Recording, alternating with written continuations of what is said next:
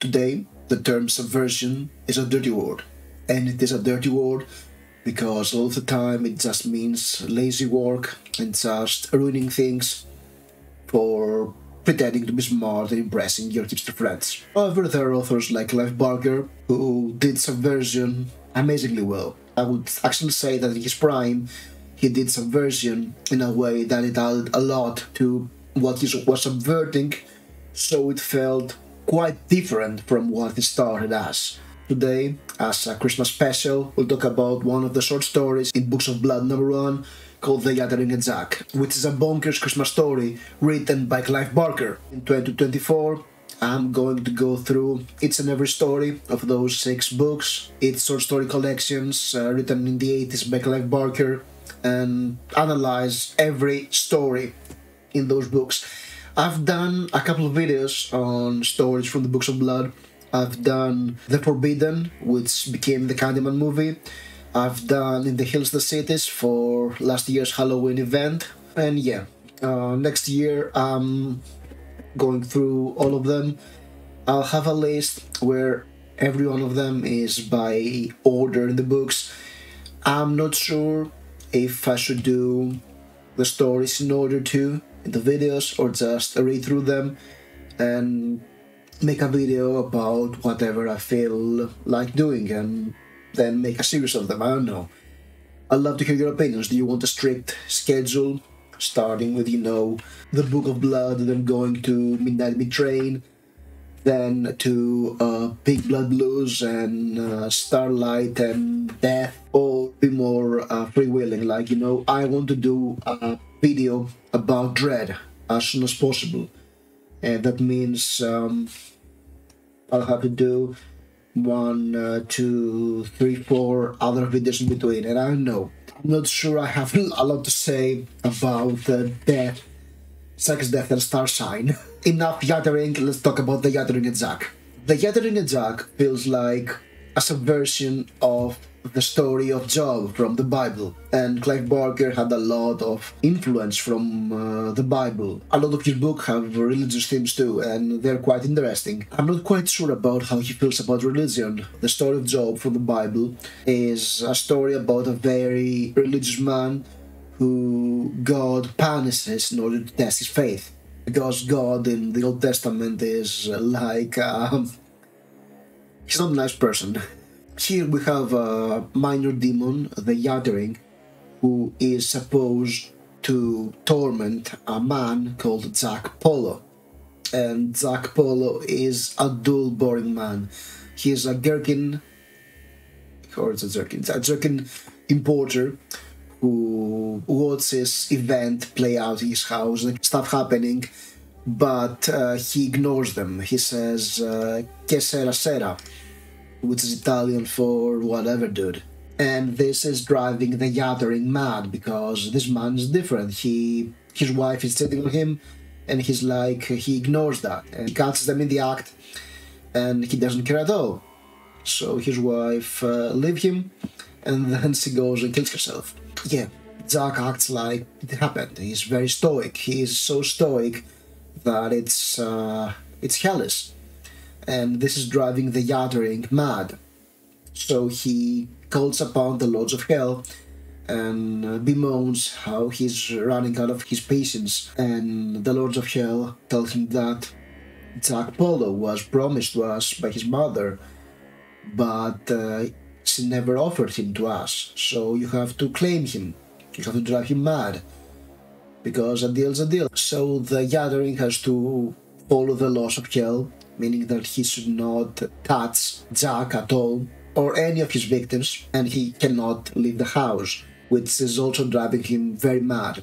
So he decides to go all out during Christmas, where Jack has his 2 daughters come in for a dinner. And all hell breaks loose that day, a lot of shenanigans happen. One of the highlights of the story is when the Yattering possesses a turkey in the oven, which runs around, flips around the kitchen.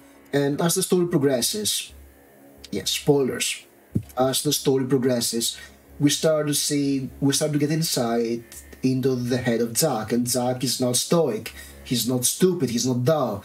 He actually knows that something is going on and he's playing a war with the Yattering, trying to drive the Yattering mad.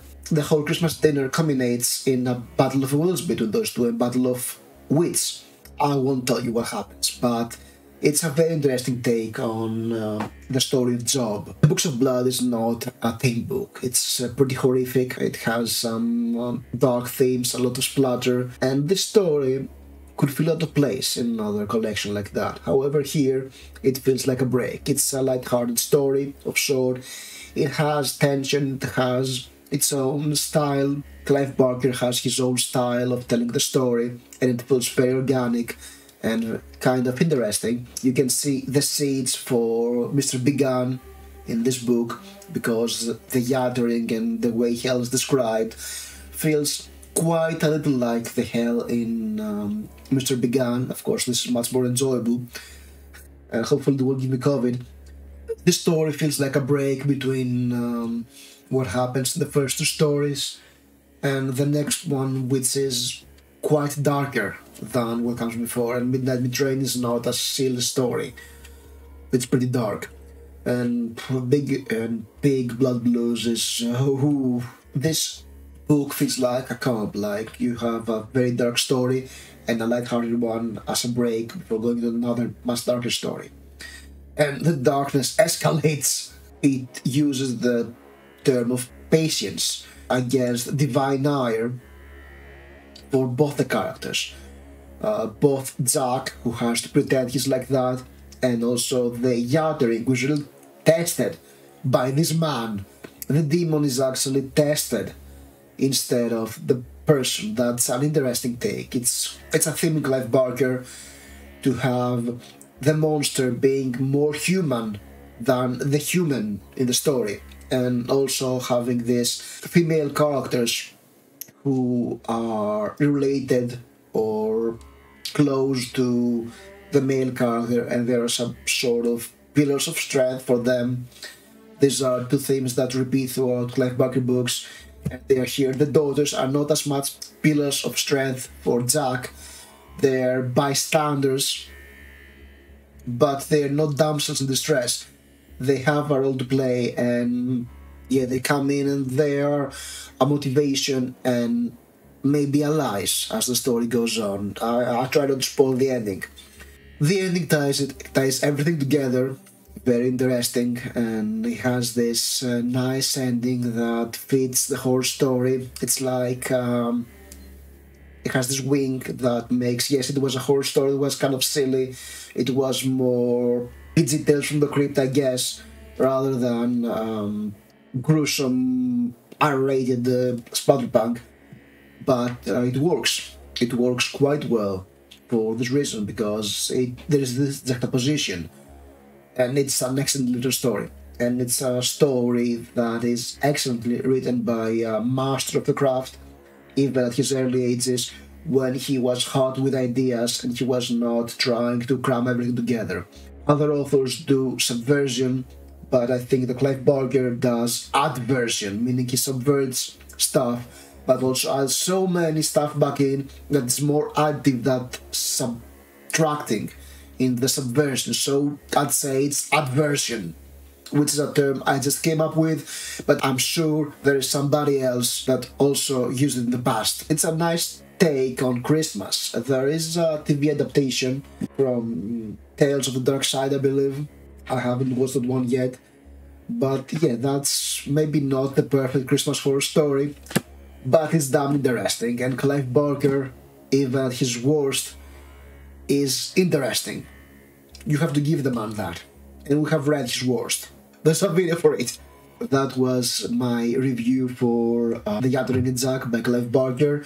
It's a bonkers Christmas story that I enjoyed. I hope you enjoyed this story when you read it, or the video if you watched it, and have a nice holiday. Thank you very much for watching, and stay spooky. Yo ho ho.